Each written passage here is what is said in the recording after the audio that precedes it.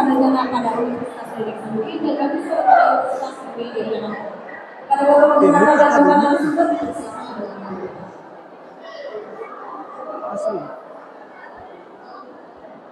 Wow. Makasih. Bismillahirrahmanirrahim. Alhamdulillah wa syukurillah. Wala haula wala quwata illa billah alil azim. Yang kami hormati Ketua LP3MLK, pemateri yang kiranya sempat meluangkan waktu menghadiri acara sharing session yang diselenggarakan oleh Udayan. Rekan-rekan calon wisudawan Universitas Dayanu Iksanuddin. Selanjutnya kita akan melangkah ke materi selanjutnya, menjelajahi dunia kerja di lingkup swasta. Sebelum kami persilakan kepada pemateri, saya ingin menghimbau kepada para mahasiswa sekalian bahwasannya niatan, hajatan, kegiatan ini adalah sebesar-besarnya untuk kepentingan mahasiswa. Karena untuk kepentingan mahasiswa, penting kiranya untuk diperhatikan. Sedangkan itu bukan untuk kepentingan kita sebagai seorang pencari kerja, pencari nafkah. Kita berkeinginan untuk menghargai, mengutip, dan mau mendengarkan. Apalagi itu nyata-nyata untuk kepentingan kita. Itu yang pertama kita mau tekankan. Oke, untuk mempersingkat waktu, sebelum saya persilakan kepada pemateri, kiranya pentinglah untuk kita mendengarkan biodata singkat dari pemateri kita. Nama beliau adalah Khairil Marpap, SE. Beliau secara kebetulan besar, ikut pendidikan dan besar di Bau-Bau, SD, SMP, sampai universitas. Kebetulan juga beliau alumni di Fakultas Ekonomi Universitas Dayanu Iksanuddin. Hidup Hidayah.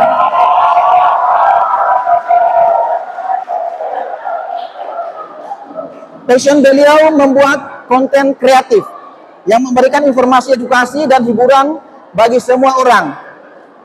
Memiliki pengalaman kurang lebih 3 tahun dalam membuat strategi pengalaman digital yang inovatif untuk per orang atau digital branding. Berikut mungkin yang perlu diketahui, tidak ada. Ya, beliau juga ini sudah, walaupun usianya masih belia, tapi pengalamannya sudah lumayan banyak. Salah satunya misalnya, dia telah menjadi Direktur Keuangan PT Media Koja Bobo September 2021 sampai sekarang. Kemudian konten kreator Khairil Marpap Channel Bobo September 2009 sampai sekarang. Dan beliau juga telah memberikan materi di seminar atau workshop baik tingkat lokal maupun tingkat nasional. Saya kira mudah-mudahan ini semua menjadi inspirasi buat mahasiswa-mahasiswa untuk berkreasi. Untuk mempersingkat waktu, saya persilakan kepada pemateri. Waktu dan tempat dipersilakan. Assalamualaikum warahmatullahi wabarakatuh. Alhamdulillah. Bismillahirrahmanirrahim. Assalamualaikum warahmatullahi wabarakatuh.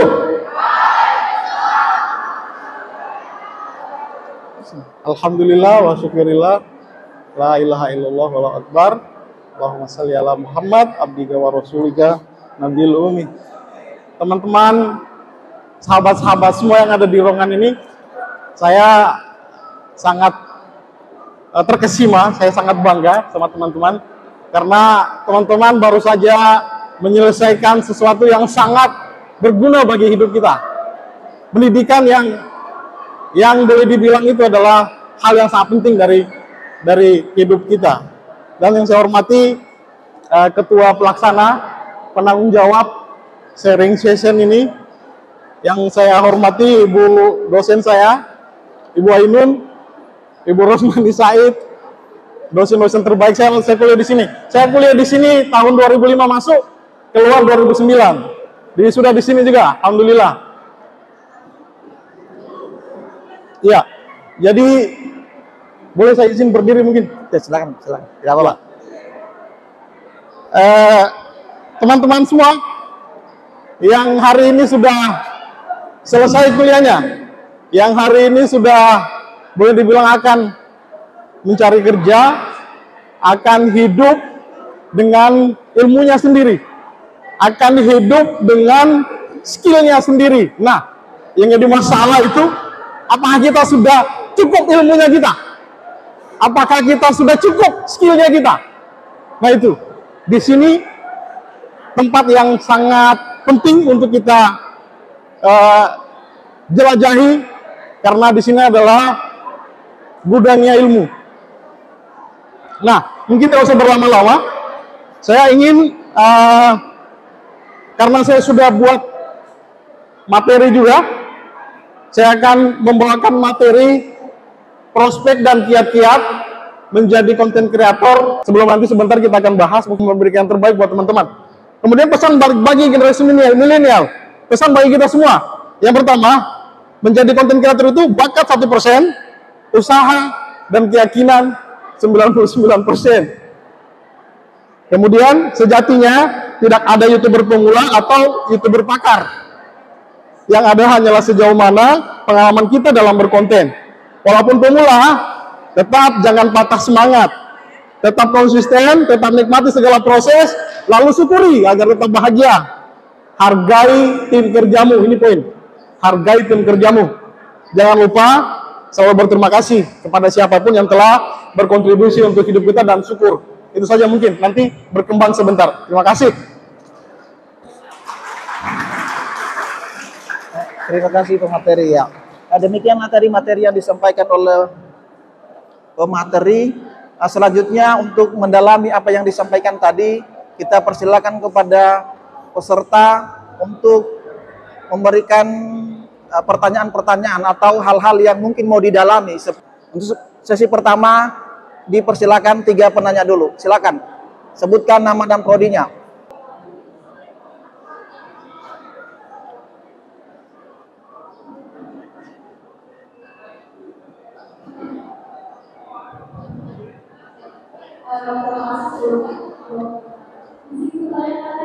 Sahabatku ini.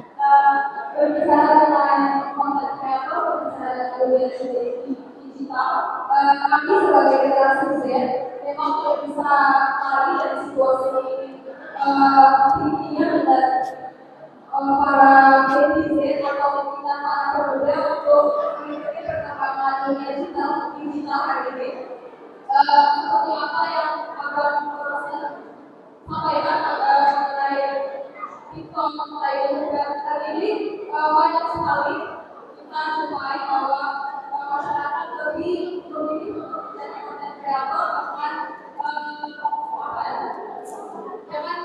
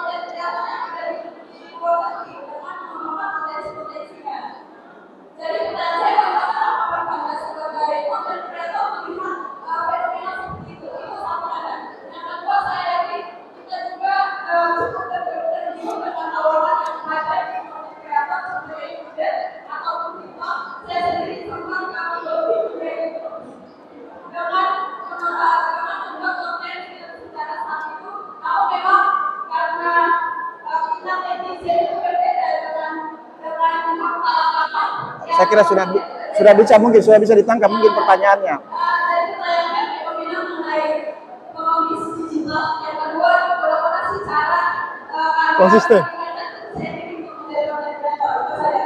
Jangan lupa sebutkan nama dan prodinya dulu. Sebelumnya perkenalkan nama saya Akira Negara dari Fakultas FKIP Pendidikan Sejarah.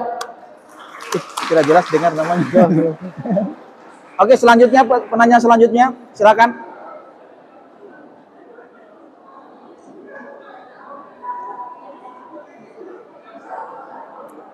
Iya. Ya, kalau tidak ada mungkin langsung saja kami serahkan kepada materi untuk memaparkan apa yang poinnya mungkin tadi ada fenomena yang bertentangan ya, ketika misalnya di satu sisi mudah mendapatkan uang, tetapi kadang secara aspek sosialnya mungkin harusnya dia mungkin masih dalam taraf ikut pendidikan, mau sekolah.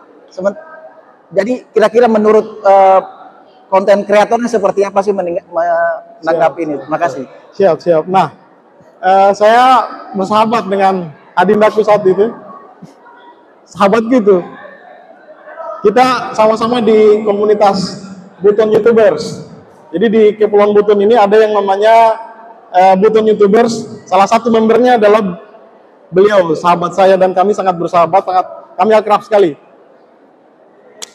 Sukses pokoknya. Iya. Jadi di TikTok ada fenomena yang disebut dengan pengemis digital, silakan. Di lain pihak itu cuan. Di lain pihak itu kita mengemis, kita mandi-mandi di got, kita buat apa, dan jadi duit. Jadi duit. Kita joget-joget dengan, mohon maaf, tidak ada pakaiannya, dapat duit. Di lain itu juga cara viral yang paling gampang, kita bertelanjang, mohon maaf, kita posting di TikTok, pasti viral.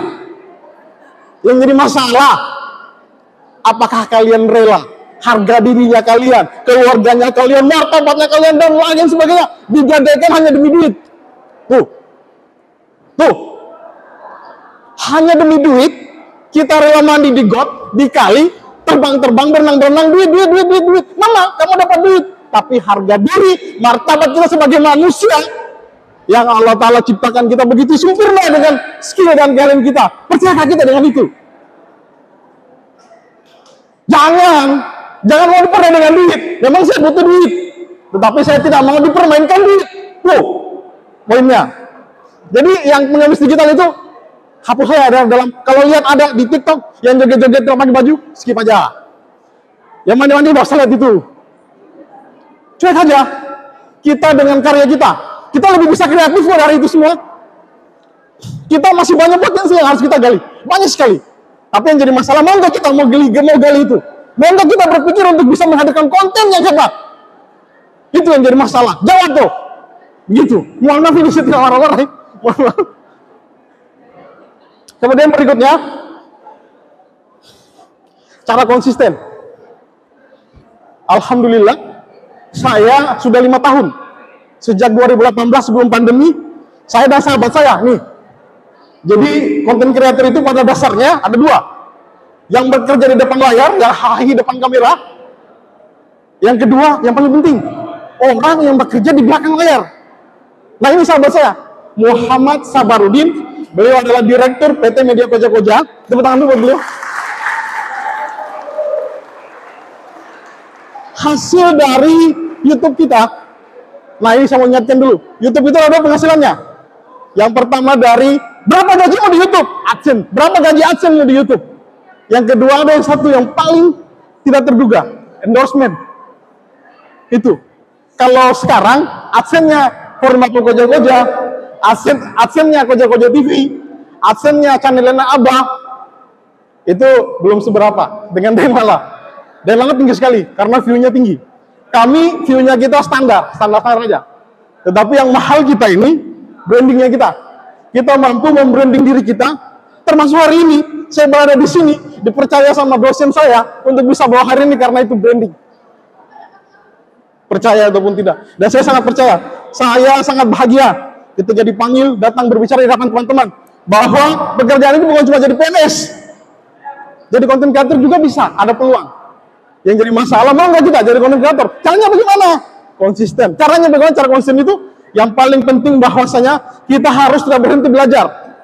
Belajar apapun, melihat tren, melihat ada yang namanya Google Trending itu, kita lihat di situ. Satu contoh yang saya kasih, bahwa ada satu sahabat kita, Alan dia itu memakai keyword, memanfaatkan keyword untuk bisa viral, Alan itu. Dan itu bisa kita praktikkan sama-sama, bisa kita ikuti sama-sama. Kemudian yang paling penting di sini bahwa cara konsisten itu adalah bentuk tim yang solid.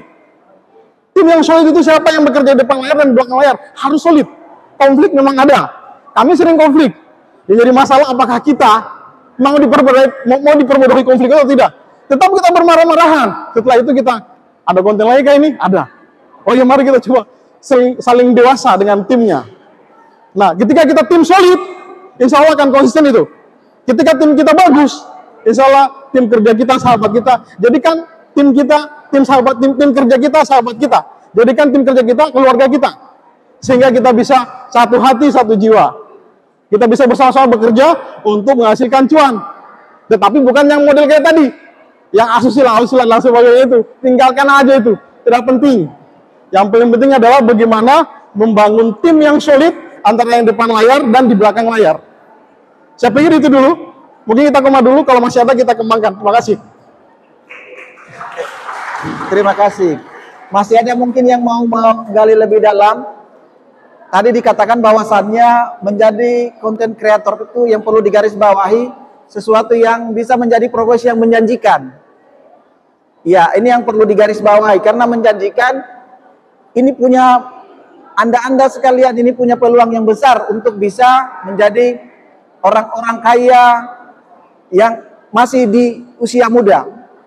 Tapi yang penting dijaga tadi hal-hal jangan sampai karena sudah bermodal, sudah berduit, terus dipermainkan oleh uang itu sendiri. Ya, saya kira menarik sekali sebenarnya ini berbicara tentang, karena ini memang betul-betul sesuai dengan nuansa yang lagi sekarang ini. Bahasa sekarangnya katanya lagi viral. Pokoknya di mana-mana berbicara tentang ini. Mau jadi YouTuber. Iya, mau jadi YouTuber.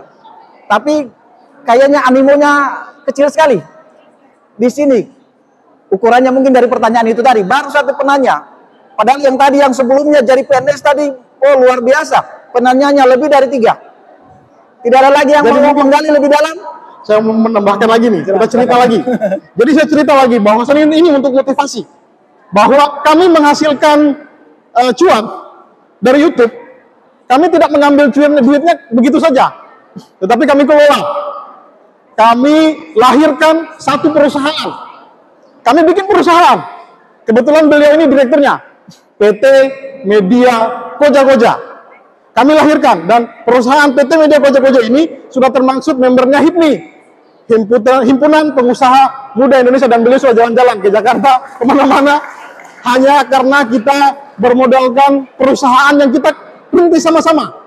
Nah, yang terbaru lagi, kami tidak berhenti berinovasi. Tidak berhenti sampai di situ. Ada duit, ada apa ini kegiatan. Sekarang kita coba mengembangkan satu kegiatan. Nih baju saya. Ini adalah agen properti Koja-Koja sejak tahun 2022. Jadi beliau juga direkturnya. Kita akan bangun properti, kita akan tingkatkan bisnis kita akan bangun perumahan, dan beliau menjadi direkturnya. Nah, sekali lagi, sahabat kita, teman kita, itu yang motivasi kita. Bikin tim yang solid, tim yang sejiwa. Saya harus minta sahabat saya, Sabarudin, untuk bercerita sebagai motivasi buat teman-teman.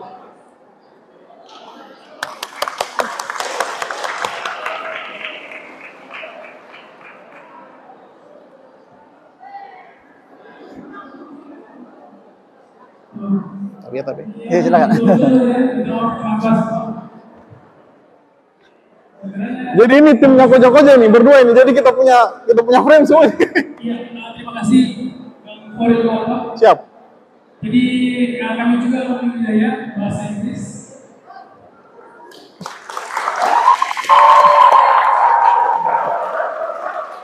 Dulu kami juga sempat jadi dosen di sini. Ya, satu semester 2003 kami sama dengan Bang Fudel ini masuk 2005, beliau selesai 2009, saya selesai 2010. Jurusan bahasa Inggris, pernah menjadi ketua himpunan bahasa Inggris. Nah, UNESA ya, Unjayan English Student Association. Ya, jadi kami mau cerita apa ini ya? Jadi sebenarnya kami bangga sekali hari ini sahabat kami bisa diundang menjadi narasumber karena pengalaman beliau ini dalam dunia media, dalam hal ini mencari pekerjaan di bidang swasta itu terbukti ya. Jadi pekerjaan kami saat ini adalah personal branding. Jadi ada tokoh-tokoh besar yang kami branding, ada juga tokoh-tokoh politik yang kami branding. Jadi jurusan sebenarnya tidak menentukan arah masa depan kita. Yang kami juga jurusan bahasa Inggris, sarjana pendidikan bahasa Inggris. Beliau sarjana ekonomi, tapi kami switch in a different way to get the money. Ya, kita mendapatkan penghasilan dari luar ya, bukan dari apa yang kami pelajari di kampus. Dan ada juga dosen kami pada saat itu, Bapak Samsulona, sekarang beliau sudah doktor. 2005 saat itu kampus ini masih kayak kebun ya. Tapi alhamdulillah sekarang gedungnya besar-besar. Dulu kami masih kuliah dulu, pohon mangga di Pak Udin dulu masih jadi kampus Tempat diskusi ya. Jadi kantin kepercayaan ya, karena makan saja orang ambil itu tidak bayar, tapi alhamdulillah berkat kampus ini juga kami akhirnya bisa seperti sekarang. Terima kasih ya, tepuk tangan kepada dosen-dosen. Ya, mungkin teman-teman heran kenapa saya pakai sarung ya. Jadi sarung adalah identitas kami. Jadi pada saat kami terlibat dalam pembuatan film Lakaran Bau, pernah dengar film itu? Ya, jadi kami salah satu tim penulisnya, dan itu bukan karena bahasa Inggris, bukan karena sarjana kami, bukan karena strata kami, tapi karena pengalaman, kemampuan. Jadi saya yakin teman-teman yang ada di sini, para calon-calon wisudawan, sebenarnya ini cuma jembatan saja sebenarnya. Jadi ke depannya itu langkah kita itu akan ditentukan apa yang kita ambil ya, bukan karena kita bahasa Inggris jadi dosen bahasa Inggris atau guru bahasa Inggris, atau dosen sejarah jadi fakultas sejarah jadi sejarah, tidak. Ternyata betul tadi yang dikatakan materi pertama, bahwa langkah kita itu ya, kalau kita misalnya mendapatkan langkah kita di dunia bisnis ya bisnis, ya. Walaupun saya yakin kita semua punya mimpi, ya. Jadi selanjutnya kenapa kami juga pakai sarung, kami jelaskan lagi, karena kami terlibat dalam hal-hal kebudayaan, akhirnya jadi konten. Kami melihat bahwa sarung perlu dibudayakan, dan ternyata karena pakai sarung akhirnya kami masuk dalam satu organisasi besar, ya, yang akhirnya juga walaupun pakai sarung kami juga bisa masuk dalam Himpunan Pengusaha Muda Indonesia Sulawesi Tenggara bersama dengan anaknya Pak Gubernur, anaknya Pak Limazi. Dan sekarang kami walaupun jurusan bahasa Inggris, sekarang kami berada di Wakil Ketua Umum OKK Kadin Buton, ya. Kadin itu apa? Kamar Dagang dan Industri. Jadi walaupun jurusan kita FKIP, tapi tidak lantas kita stuck di keguruan, tapi kita bisa jadi bisnismen, bisa jadi dunia usaha. Jadi bahagianya juga. Mungkin tidak ada yang bertanya. Kayaknya kita Jadi bahagianya juga saya memiliki basic di manajemen perusahaan. S1 saya itu di Fakultas Ekonomi, jurusan manajemen perusahaan, dan di manajemen sumber daya manusia. Nah, ini menjadi basic buat saya, menjadi dasar. Oh, ternyata kita bikin perusahaan itu begini. Kemudian kita diajar keuangan begini. Dan itu ternyata pada saat saya dirikan perusahaan bersama sahabat saya ini, wow, itu ternyata memang betul-betul terrealisasi. Kita kembali belajar, bagaimana membuat proses keuangan itu, bagaimana membuat proposal merencanakan bisnis, studi kelayakan bisnis, Masya Allah. Studi investasi bisnis itu, bikin proposal perencanaan untuk kerjasama. Nah, boleh dibilang kita ada beberapa tokoh politik yang kita sudah branding, dan itu hasil daripada rencana investasi kita. Kita buat profil branding dalam bentuk proposal, kita tawarkan, dan alhamdulillah terima. Ya. Jadi duit lagi dia, jadi cuan. Jadi teman-teman yang tertarik di dunia swasta, bukan menjadi ASN, ya mungkin salah satunya adalah menjadi content creator. Walaupun sebenarnya kami yakin bahwa content creator itu adalah hanya jembatan. Tapi sebenarnya di bidang apapun nanti yang dikerjakan dalam hal organisasi ataupun apapun nanti ke depannya, sebenarnya itu cuma jembatan-jembatan. Kami dulu pernah disampaikan oleh senior kami bahwa sebenarnya yang kita lakukan sekarang itu adalah step by step menuju kesuksesannya. Bukan kita sukses di tahun depan, bukan. Tapi adalah step by stepnya. Ya. Jadi kita harus lewati itu semua. Mungkin bukan tahun depan kita sukses, mungkin 10 tahunnya. Ya, itu saja mungkin. Ya, siap. Terima kasih. Saya pikir, Saya kembali ke... Jadi beliau ini adalah sahabat saya yang sehari-harinya bekerja di belakang layarnya Forum Warkop Channel. Jadi kemarin baru-baru kita di-endorse lagi sama Datang Tahu Gua dari Unidayan, gua langsung ke Benteng Keraton. Di sana ada satu segmen kita dengan Wayu Sijurne. Kita bikin kocak-kocak di sana, bikin dialog di sana. Baru pembahasannya cukup tinggi, martabat 7 dan sifat 20. Dan kami di belakang layar, kami yang shooting, kami yang edit, kami yang fasilitasi untuk terbentuknya konten itu. Dan itu dari duit juga, jadi cuan. Kita dikasih duit lagi sama gua. Alhamdulillah, rezeki anak soleh. Dan memang rezeki ini tidak boleh kita kecilkan di gaji. Gaji kita 2 juta, itu nih rezekinya kita. Jangan. Ternyata ada rezeki lain. Rezeki lain. Kayak tadi kan kita tidak tahu bahwa tiba-tiba gua datang, kemudian dia bikin konten dengan Wayu Sri, kita dapat percikannya. Hanya kerjanya apa? Bantu shooting. Karena kita ada skill shooting, skill bikin video. Nah, skill itulah yang membuat kita bisa bisa menambah rezeki kita. Dan itu saya sudah buktikan sendiri dan sahabat saya. Itu dulu mungkin. Ya, makasih. Ya, sambil menunggu mungkin ada yang berdiskusi, saya mau tanya di sini, kira-kira kompetensi apa saja kira-kira yang harus dimiliki oleh calon-calon konten kreator ini? Minimal informasi-informasi seperti apa yang harus dimiliki? Mungkin mereka ini ingin mau jadi ini tapi malu-malu mungkin menanyakannya. Jadi kira-kira seperti itu. Kompetensi apa sih yang harus minimal mereka atau kami harus miliki? Ya. Makasih. Terima kasih banyak, Abang Moderator. Jadi di dalam portofolio saya, di dalam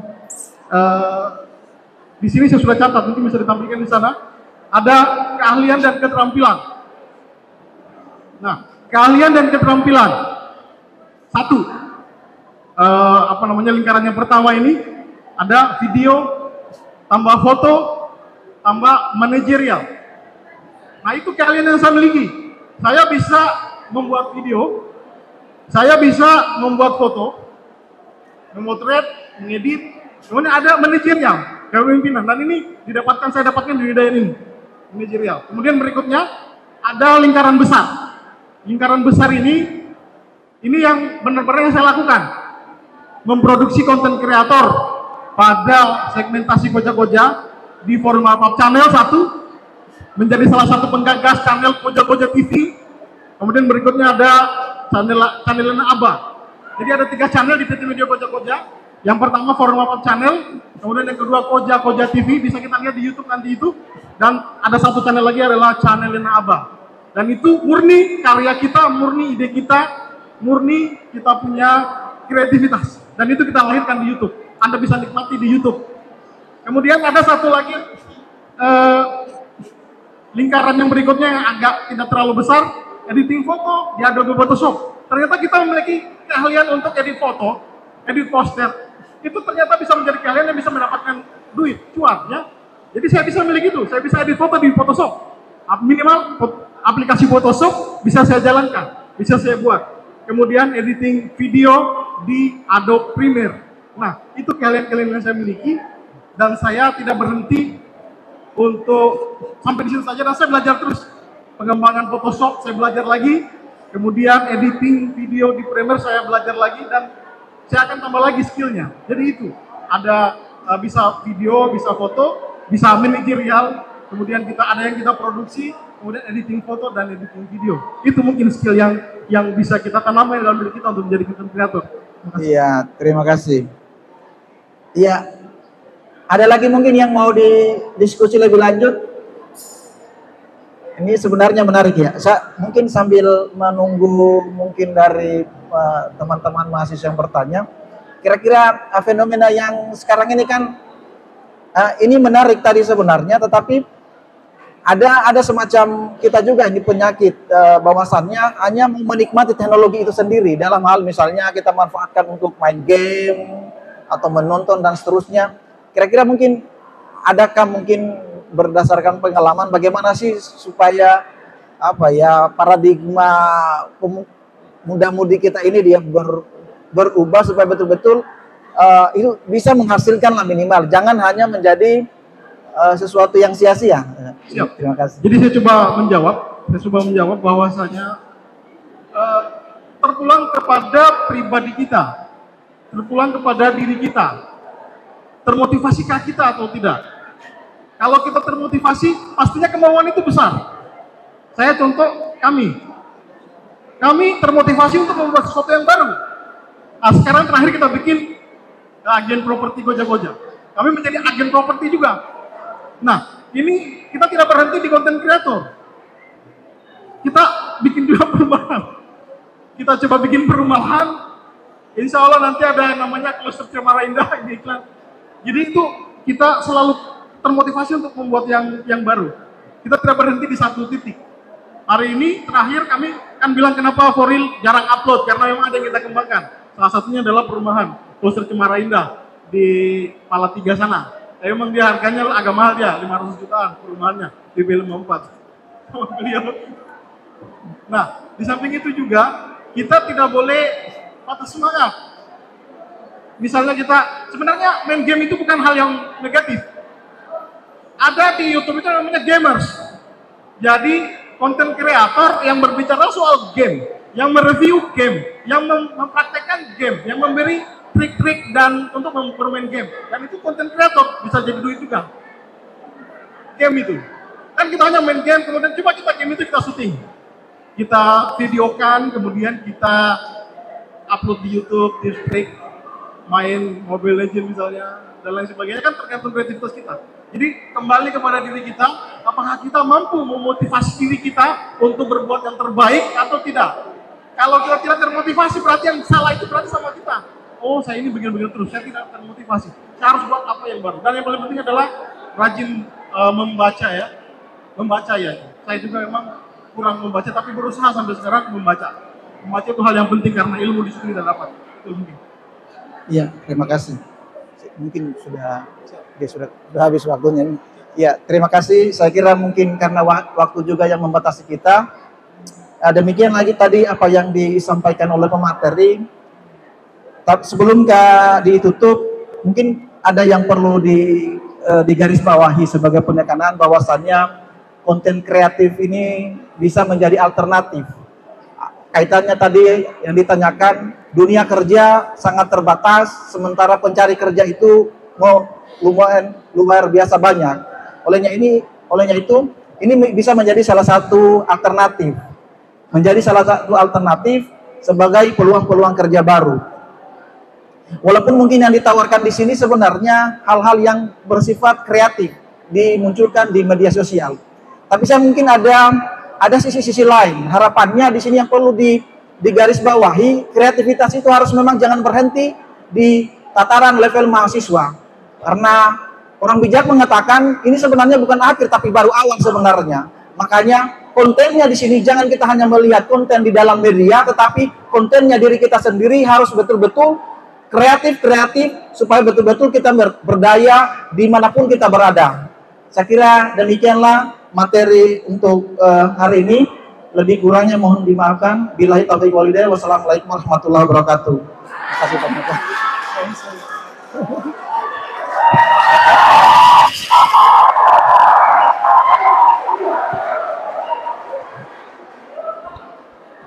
Mohon maaf ya.